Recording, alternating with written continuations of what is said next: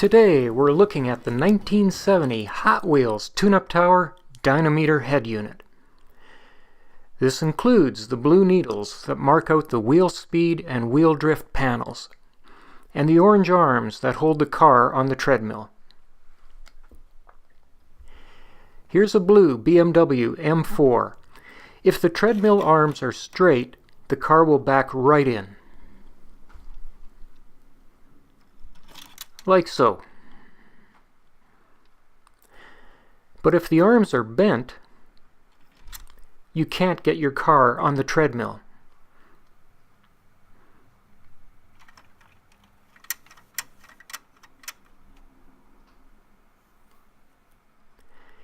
And in this case, the top blue needle is also bent.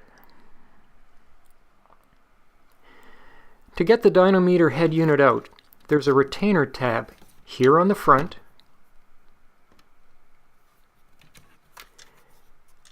and one on the back. Now to use a little pressure to lift the tabs clear, one at a time,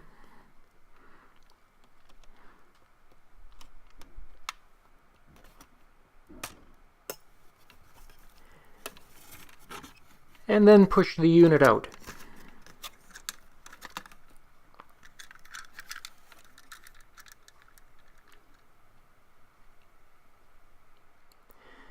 To straighten out the plastic, I have a steam kettle, oven mitt, and needle nose pliers. With the kettle running, I'm heating up the plastic so it becomes malleable. The oven mitt keeps my hand from being burned by the hot steam. I'll start with the bent blue needle.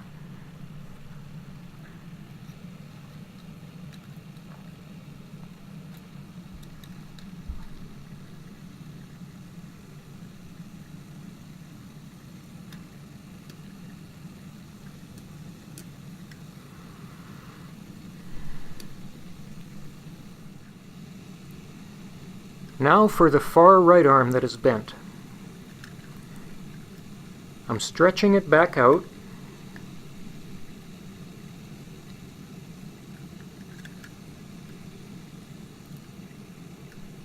and back down.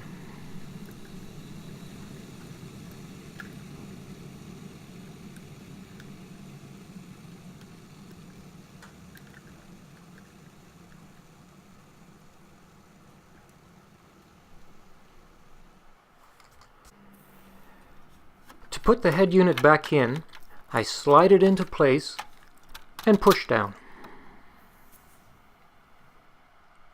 Here's the before picture of the bent needle, and this is the after picture. I'll slide the back panel on,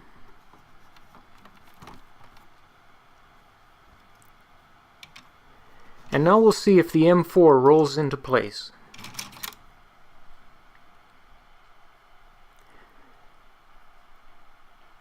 The needle moves freely for left drift and right drift. And the wheel speed indicator works as well. So there you have it, the 1970 Hot Wheels Tune-Up Tower Dyno-Meter head unit, fixed and ready to go.